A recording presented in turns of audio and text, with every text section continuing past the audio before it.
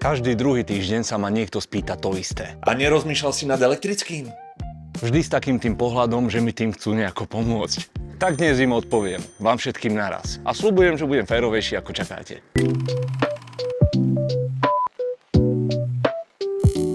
Elektrobicykle sú podľa mňa skvelé a určite patria do našich ulic. Ale debata, čo to celé sprevádza, je stará ako elektrobike samotný.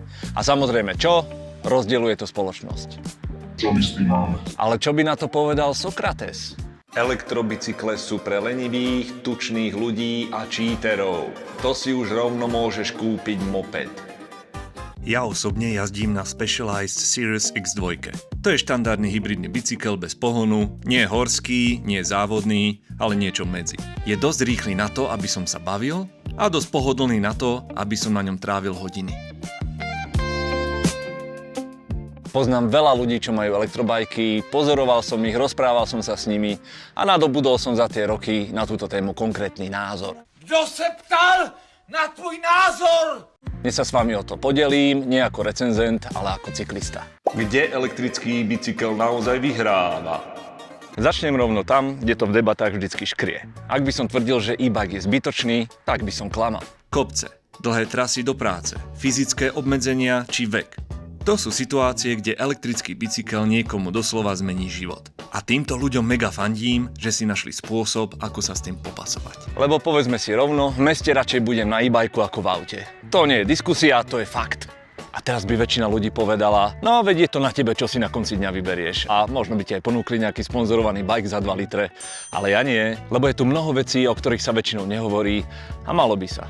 Čo elektrický bicykel berie a čo elektrický bicykel dáva?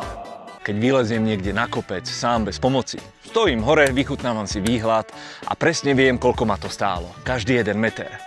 A to je predsa niečo. Elektrický bicykel ti dá výhľad rovnaký, ale ten pocit nie. A pre mňa je ten pocit celý dôvod, prečo jazdím. Nejazdím preto, aby som sa dostal z bodu A do bodu B. Na to mám električku alebo trolejbus. Jazdím preto, lebo to je reálne jedna z mála vecí v živote, ktoré máme pod kontrolou, kde viem, že výsledok je čisto môj.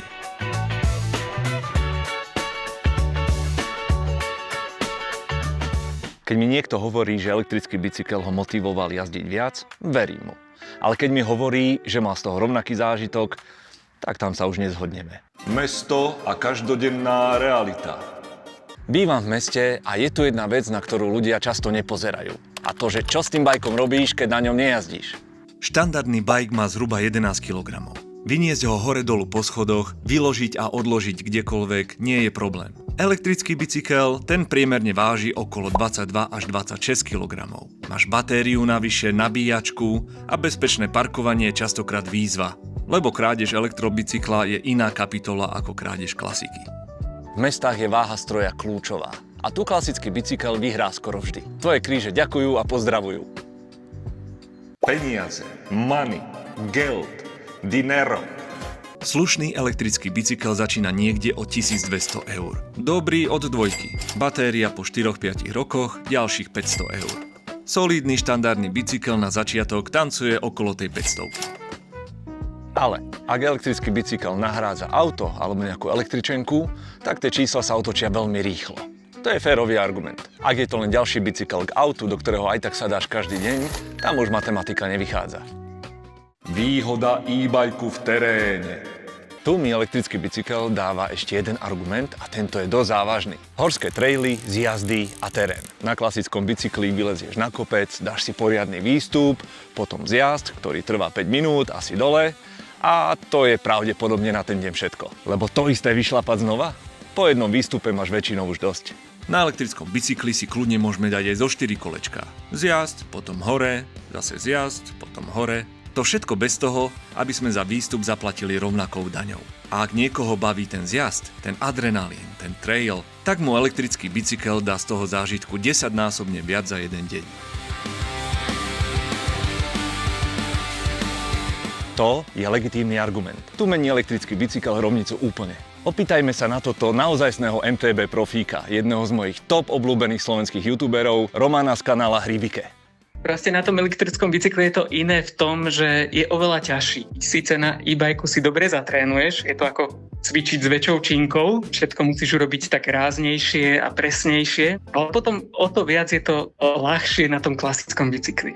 Nie je to cheating, ja aj keď idem hore kopcom, tak pomerne šlapem aj na tom elektrobajku, že sa neulievam. Potom dole kopcom mám niekedy aj väčšie ťapy ako na klasickom bajku, lebo je to fyzicky náročnejšie. Ja ti absolútne verím, ja som sa tú otázku musel spýtať aj za hejterov v publiku. Ako je to pri jazde po meste? Dennodenne, napríklad do práce jazdím na klasickom bajku. Mám aj nejaké také spotíky, kde si tak trošku nejaký dám obrubníček a tak, že je to také hravejší klasický bajk. Čo je však obrovská výhoda e-bajku, je proste oveľa rýchlejšie vieš dosiahnuť tú rýchlosť 25 km za hodinu, že až tak nezavadzieš autám, čo je ako keby veľmi príjemná situácia. Celý náš rozhovor si môžeš pozrieť na Hero Hero a teraz to poďme nejak rozseknúť.